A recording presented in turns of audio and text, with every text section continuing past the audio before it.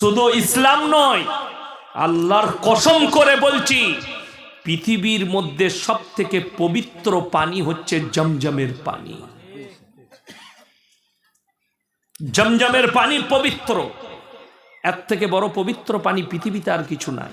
কেউ যদি পৃথিবীর যে কোনো পীর আস্তানার হোক, যে কোনো পীরের পুকুরে হোক, যে কোনো মলবির পুকুরে হোক, যে কোনো পৃথিবীর বুজুর্গর পুকুর হোক, যদি কেউ জমজমের সঙ্গে তুলনা করতে যায়, ইমানটা সঙ্গে সঙ্গে চলে যাবে, সঙ্গে সঙ্গে নষ্ট হবে ইমানটা।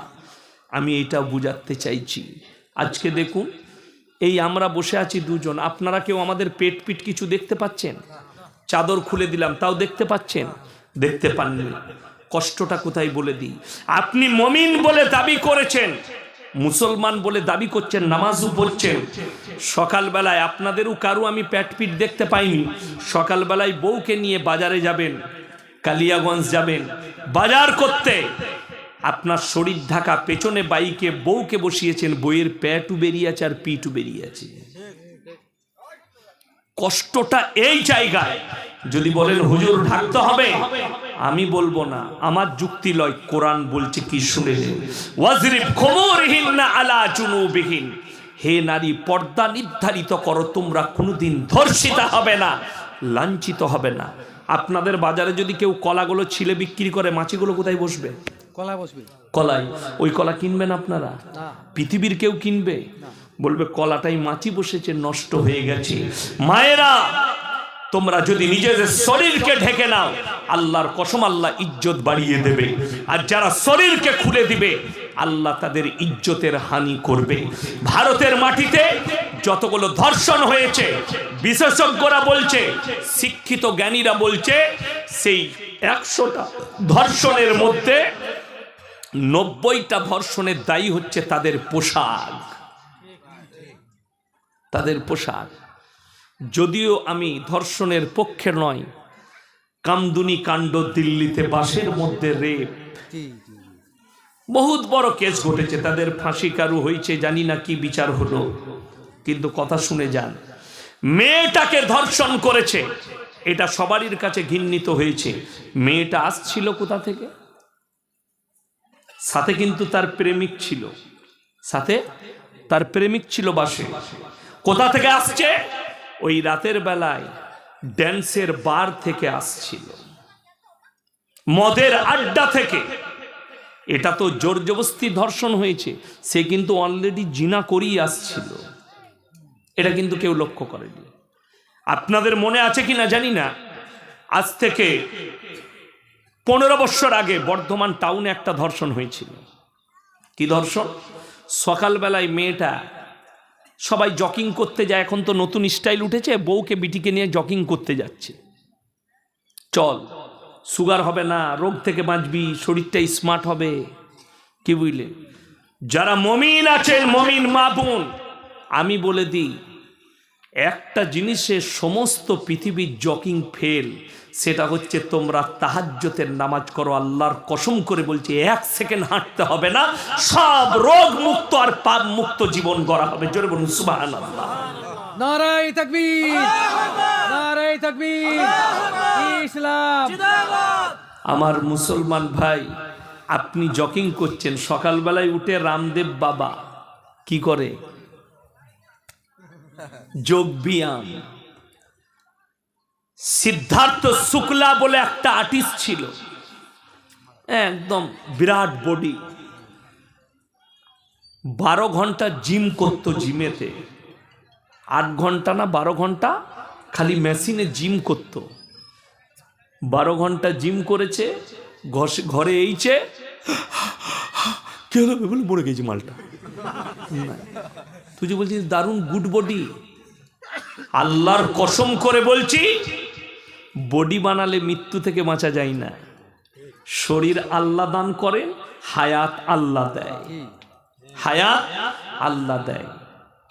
সাহারানপুর মাজাহির উলুমে যিনি শেখ ছিলেন, শেখ ইউনুস সাহেব রহমতুল্লাহ আলাইহি, তিনি হুইল চেয়ারে বসে 50 বছর বুখারি পড়িয়েছেন। হুইল চেয়ারে বসে ঠেলে নিয়ে যেত, ঠেলে নিয়ে আসতো, কিন্তু মরেনি। আল্লাহ যতদিন হায়াত দিয়েছিলেন বেঁচে ছিলেন হুইল চেয়ারে। আপনাকে দেখিয়ে দেবো এরকম কত লোক প্যারালাইসিস হয়ে 10 বছর বিছানায় পড়ে আছে, মৃত্যু হয়নি। যাকে বললেন স্মার্ট, যাকে বললেন সুস্থ, মৃত্যু হয়ে গেল। আল্লাহর কসম করে বলছি, নিয়ত করবেন আল্লাহ আমার মৃত্যুটা যেন নামাজের হালতে হয়। জোরে বলুন আমিন। মায়ের দিকে ভাইয়ের দিকে বলছি, আমার যেন মৃত্যু তাহাজ্জুদ পড়তে পড়তে হয়, আমার মৃত্যু যেন নামাজের হালতে হয়। এই দুয়া আল্লাহর কাছে কাঁদবেন, আল্লাহর কাছে কাঁদবেন, আল্লাহ মৃত্যুর পূর্বে পূর্বে এহরাম বাঁধার তৌফিক দান করো। সকলে জোরে বলুন আল্লাহুম্মা আমিন। আল্লাহ কাকে কবুল করবে জানি না, আমিন বলে রাখুন। এহরাম বাঁধা মানে হজ করতে যাওয়া। আল্লাহ যেন সকল ভাই বোনকে আল্লাহ হজের তৌফিক দান করেন। জোরে বলুন আল্লাহুম্মা আমিন। নিয়ত করেলেন, আল্লাহ তুমি যেদিনে সম্পদ দিবে আমি অবশ্যই তোমার ঘর থেকে ঘুরে আসব, এহরাম বাঁধব। এই নিয়ত করেলেন, কামিয়াবি লাভ করবেন। আমার মুসলমান ভাই, জিম করাতে আর সকালবেলায় আন্ডার প্যান্ট পরাতে বরকত নাই, বরকত আছে নামাজে। সব দিক দিয়ে, শরীরের দিক দিয়ে, সব দিক দিয়ে। আমার উস্তাদে মাহতারাম দারুল উলুম দেওবন্দের একজন আমার উস্তাদ আছে, তিনার নাম হচ্ছে হযরত মাওলানা মুফতি ইউসুফ সাহেব। তাউলিতে বাড়ি তিনার, ইউপিতে। তিনার 85 বছর বয়স। কত বললাম? 85। আমার আব্বার 80। আমার আব্বার থেকেও মজবুত আছে। আমি বললাম হযরত আপ क्या करते हैं? बोले क्या करूं बेटा, बस कभी कभी पूरी रात नमाज पढ़ लेता हूं, कभी कभी मैं पूरी रात नमाज पढ़ लेता हूं जब हमें फुर्सत मिलता है और अल्लाह ने हमें तंदुरुस्ती अता फरमाया। তো একবারে এলেন পশ্চিম বাংলায়, আমার সঙ্গে প্রোগ্রাম ছিল কলকাতায়। তো কলকাতা থেকে আমার মাদ্রাসায় আসবেন, মেহমানদারি করবেন। তো আমার স্করপিও গাড়ি ছিল, ড্রাইভার চালাচ্ছে। তো বললে ভাই क्या গাড়ি চালা রে हो? রাতের বেলায় দুটো বাইছে, চলো সাইড করো हमें दे दो। হযরত গাড়িটা নিয়ে এলো আমার মাদ্রাসা পর্যন্ত 100 স্পিডে। हमने हजरत आपको गाड़ी चलाना तो बोले कि हम एरोप्लेन भी चला लेंगे इंशाल्लाह। हमने हजरत आपका इतना उम्र हो गया, बोले अल्लाह ने तंदुरुस्ती अता फरमाई। तो तिनी नसीहत करलेन, बेटा नमाज ज्यादा पढ़ो, अल्लाह तुम्हें तंदुरुस्ती अता फरमाएंगे, और कभी भी नमाज काजा मत करना, रास्ते पे रहो, गाड़ी पे मुसल्ला रख लो, वक्त हो गया नमाज अदा कर लो। আমার মুসলমান ভাই, আপনি যদি মাঠে থাকেন, পবিত্র থাকেন, যদি গায়ে একটা চাদর থাকে কিংবা গামছা থাকে আর গেঞ্জি থাকে, আপনি টুপি না থাকলেও নামাজের সময় হয়েছে, নামাজটা আদায় করে নাও। বড় কষ্টের বিষয়। আপনি বলেন, মানুষকে যখন নামাজের জন্য বলা হয় তখন বাহানা দেয়, ভাই সময় হয়ে উঠছে না, বলে না, বলে না, অথচ হারামখোর চায়ের দোকানে 4 ঘন্টা আড্ডা মারে, চায়ের দোকানে 4 ঘন্টা আড্ডা মারে, নামাজের জন্য বললে আমার সময় হয়ে উঠে না। হাই রে মুসলমান! আর নবীজি বললেন, যার নামাজ নাই তার ইসলাম নেই। আজকে বিশ্বাস করুন, আমাদের দাস্তারখানটা উলামাদের ভালো কেন জানেন? আমাদের বেতন কম হতে পারে, সব থেকে দামি দাস্তারখান আমাদের দাস্তারখান। তার কারণ একটাই, আল্লাহ নবীর হাদিস। ভাইরা আর মায়েরা শুনে যান, যারা আল্লাহর রাস্তায় দিনের পথে থাকবে, আল্লাহ মৃত্যুকাল পর্যন্ত ইজ্জতের রুজি দান করবেন। জোরে বলুন সুবহানাল্লাহ। আমার বোম্বেতে সফর ছিল, তো 2 দিন ছিলাম। এই আমার জলসা শেষ হয়ে গেলে ঈদের পরে আমি বোম্বেতে থাকি কিছুদিন, তো আমি জানিও না সেই জায়গাটার নাম হচ্ছে আপনার মাহিম। তো বোম্বের মধ্যে নয়, ভারতবর্ষে যদি কেউ মুম্বাই যান, মাহিমে গিয়ে বাবা ফালুদা খাবেন। কি ফালুদা বললাম? বাবা ফালুদা, ভারতের 1 নম্বর ফালুদা। তো আমরা মৌলবীরা তো আর পয়সা দিয়ে খেতে পারবো না। আমার কোনো কাজে আমি মাহিমে গিয়ে দাঁড়িয়ে আছি, তো একটা মুর্শিদাবাদের ছেলে ভালোবাসে, জলসা শুনে ছুটে এসে জড়িয়ে ধরলে, মৌলী সাহেব আমি তো আপনার বিরাট ভক্ত, এখানে পেয়ে গেলাম, কোথায় এসছেন? আমার দাওয়াত নিতেই হবে। আমি বললাম নেব। হোটেলে খাওয়ালো, তারপরে নিয়ে গেল, বললে হোটেলে ঢুকি, খাওয়া দাওয়া হয়ে গেল, সব ডিনার হলো রাত্রে। এরপরে বললে হুজুর কি খাবেন বলুন। আমি বললাম যা খাও, আমরা তো লোকের পয়সায় খাই, আল্লাহ আমাদের রুজি লোকের পয়সায় মেপেছে দিনের উপরে থাকার কারণে। বললে বেটারকে ডাকলে, বললে সবসে कीमती वाला आइसक्रीम क्या है तुम्हारे पास। बेटर बोलले जे भाई आज ही दुबई से एक आइसक्रीम आया, एक आइसक्रीम का 800 रुपया कीमत है, बोले वही वाला लेके आओ। আমি যখন ওখান থেকে চলে গেলাম, শুয়ে শুয়ে আমার চোখ দিয়ে পানি এলো। আল্লাহ রুজি তুমি মাপো, আল্লাহ তুমি রুজি মাপো। স্বপ্নও ভাবিনি দুবাইয়ের আইসক্রিম আমি ইয়াসিন খাবো, খাবো হোটেলে ঢুকে।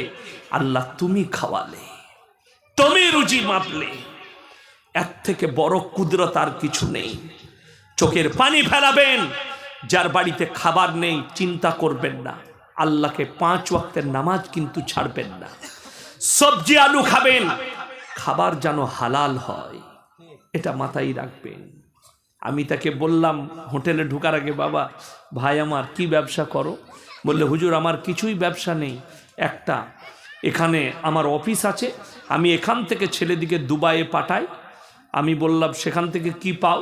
বলে সবাই জানে, যেদিকে পাঠাই যে ভাই তোমাকে পাঠিয়ে দেবো, আমাকে এত টাকা লাগবে। আমি বললাম ক্লিয়ার কাট ব্যবসা, হালাল ব্যবসা, কোনো অসুবিধা নেই, চলো তোমার পয়সায় জান ভরে খাই। খেয়ে নিলাম।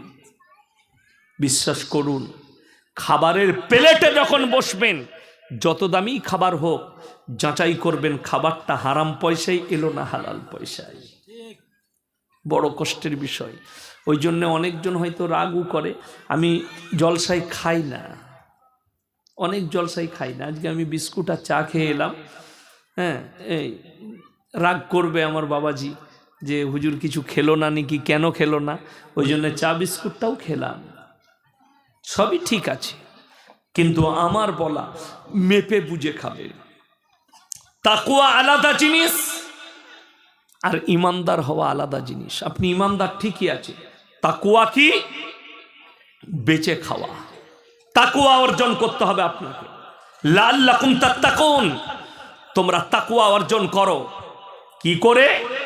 ইবাদতের দ্বারা, হালাল রুজির দ্বারা তাকওয়া অর্জন করো।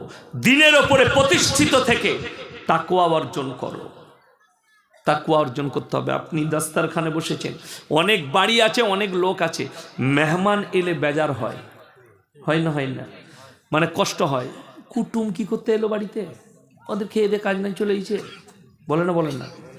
আর বিশ্বাস করুন, আপনাদের মধ্যে যার শখ যাবে আপনি যাবেন। আপনি গেলে আল্লাহ নবী সাল্লাল্লাহু আলাইহি সাল্লামের হাদিস, বাড়িতে যদি মেহমান আসে সেই বাড়িতে আল্লাহ বরকত দেয়। চলে বলুন সুবহানাল্লাহ।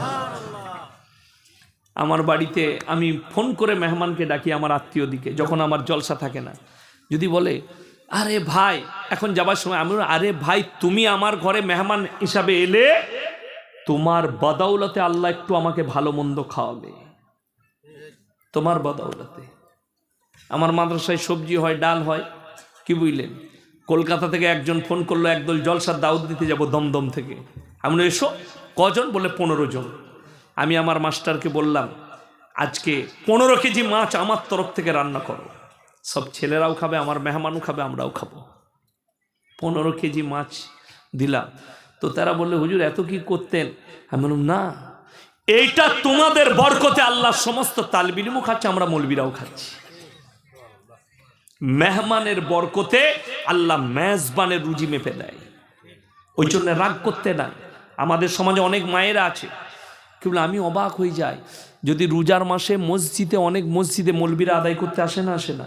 মাদ্রাসাওয়ালারা, কি বুঝলেন, যদি আসরের সময় মেহমান আসে, অনেকজন ভয়ে আর মাগরিবের নামাজ পড়তে চাই না। কেন? ইমাম সাহেব যদি বলে একটা ভাত আনবে, তা বিপদ হয়ে যাবে, ঠিক কিনা? আমার শাশুড়ি আছে, মুয়াজ্জিনকে বলা আছে, আমার শ্বশুর বলে রেখেছে, যটা মেহমান আসবে আমার ঘর থেকে ভাত নিয়ে যাবি, আমার ঘর থেকে যটা মেহমান আসবে। আপনারা কি মনে করছেন আমি খালি বক্তা? রমজান মাসে নিজের হাতে রান্না করি, মাদ্রাসার তালবিল ইলম যেগুলো এতিম মিসকিন থাকে ভালো মন্দ রান্না করে খাওয়ায়। কেন জানেন? খাবার লেগে লয়, বরকতের জন্যে। এই এতিম দিকে ভালো মন্দ খাওয়ালে আল্লাহ হয়তো এদের বরকতি আমাকে জান্নাত দিতে পারে। আপনি মেহমান এলে, মুসাফির এলে রাগ করেন, মুসাফির এলে আপনার কষ্ট হয়, অথচ হাদিসে আছে একটা রোজদারকে যে রোজা খোলাবে 30টা রোজদারের সমান তার নামায় আমাদের লেখি লেখা হবে। জোরে বলুন সুবহানাল্লাহ। আর আপনি রোজদারের জন্য কষ্ট পান, আপনার বাড়িতে মেহমান এলে আপনি কষ্ট পান, রমজান মাসে কষ্ট পাবেন না, খুশি হবেন। আপনাকে কে বলেছে মেহমান এলে তার লেগে আলাদা করে ভালো মন্দ করতে?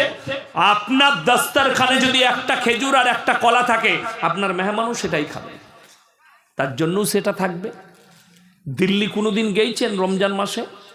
যারা যান নাই তারা যাবেন। জামে মসজিদের গোটা বারান্দার চত্বরটা খাঞ্চায় আর ফল ফ্রুটে ভরা থাকে। যেখানে পারবেন বসুন, যেখানে পারবে বসো। বোম্বের যতগুলো পালনপুরিওয়ালাদের হোটেল আছে, পালনপুরিওয়ালাদিকে চিড়িয়া বলে, তারা সব মুসলিম। গুজরাটের পালনপুর, বোম্বের দামি দামি হোটেলগুলো সব গুজরাটের পালনপুরিদের, বড় বড় হোটেল। প্রত্যেক বৎসর রমজানের 30টা দিন প্রত্যেকটা হোটেলে ইফতারি ফ্রি খাওয়ায়। আল্লাহ তাদের বরকত দিয়েছে। শুধু তাই নয়, সারা দিন সেহরিতে হোটেল বন্ধ হয়, ইফতারিতে হোটেল খুলে। আর আমাদের দেশে হারামখোর মুসলিমরা মুসলমানদের হোটেলটা পর্দা টাঙিয়ে বেরোজগারকে হারামখোররা খাওয়ায়। তো তোমার টাকায় বরকত হবে না, তা তার টাকায় বরকত হবে না, তা তোমার টাকায় বরকত কি করে হবে? আমি আমার বর্তমান টাউনের কথা বলছি, চলুন।